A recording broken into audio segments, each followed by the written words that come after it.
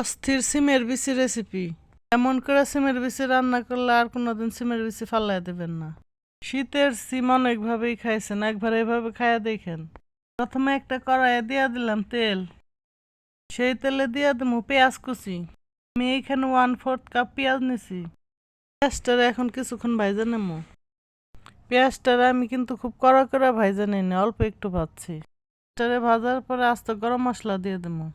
প্রথমে দিয়ে দেবো একটা তেজপাতা মাঝখান থেকে চিরা আর 2 ইঞ্চি দারচিনি। তারপরে দিয়ে দেবো কয়েকটা গোলমরিচ আর কয়েকটা সাদা এলাচ মাঝখান থেকে চিরা দিয়ে দিছি। তারপরে দিয়ে দেবো কয়েকটা কালো গোলমরিচ। তারপরে আবার সব একসাথে মিশিয়ে নেব।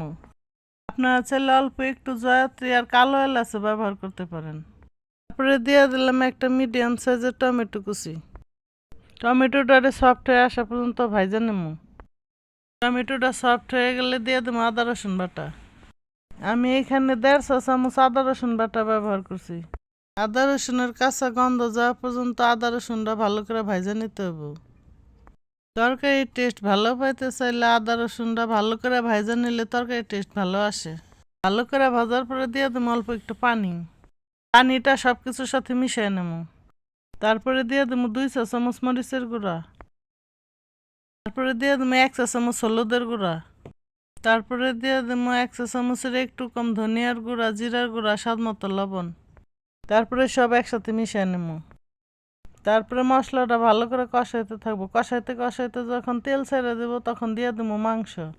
আমি এখানে মুরগির মাংস ব্যবহার করছি, আপনারা চাইলে গরু খাসি যেটা ইচ্ছা সেটা ব্যবহার করতে পারেন। মাংসটা দিয়ে দেওয়ার পরে সব কিছু একসাথে মিশিয়ে ভালো করে কষাই নেব। আমি এইখানে মাংসগুলো রেগুলার কাট করে নিয়েছি, আপনারা চাইলে ছোটো বড় যে কোনো সাইজ করে নিতে পারবেন। কষানোর সময় মাঝখানে একটু ঢাকনা দিয়ে দিছিলাম। ঢাকনা মাঝে মাঝে খুইলে ভালো করে নাড়াচাড়া দিতে হবে। এইভাবে 10-15 মিনিটের মতো একটু কষায় নেব। আমি এখানে খোসা ছাড়ানো সিমের বিচি নিয়ে নিছি। আমি কাঁচা সিমের বিচি নিছি। তারপরে সিমের বিচিগুলো মাংসের মধ্যে দিয়ে দেবো।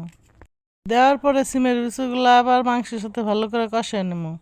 আপনারা যদি এখানে গরু বা খাসির মাংস ব্যবহার করেন তাহলে কিন্তু সিমের বিচিটা 90% হওয়ার পরে তারপরে দিতে হবে, তাছাড়া সিমের বিচি গইলা ডাল হয়ে যাব। সিমের বিচিটারও ঢাকনা দিয়ে একটু কষায় নিয়েছিলাম। তারপরে দিয়ে দেবো পরিমাণ মতো পানি। পানিটা দেওয়ার পরে সব একসাথে মিশিয়ে নেব। তারপরে ঢাকনা দিয়ে দেবো সব সিদ্ধ হওয়ার জন্য।